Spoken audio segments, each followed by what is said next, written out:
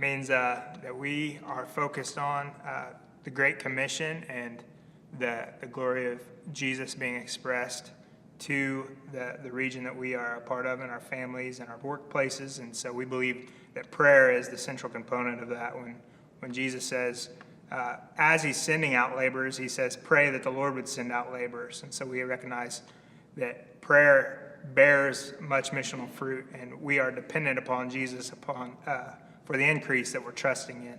Yeah. How does prayer move beyond like an obligation and become like a joy, you know, something that we want to do, you know? Yeah, well, I think one of the common things that any of us who have been part of praying groups have fell into at time is simply reverting back to prayers that are centered around felt needs of the community. Yeah. And I believe that Scripture gives us some clear indicators about how we can rise above that to a higher plane. And if we look at Revelation 1, the Apostle John is on the Isle of Patmos. He's been exiled to the island because of the testimony of Jesus and because of the gospel.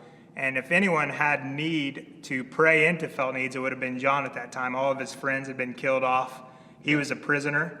And God's response to John's plight was to reveal the beauty of the glorified Jesus to John in light of the situation that he was in. Instead of coming to him on the basis of his own crisis, he revealed his glory to him.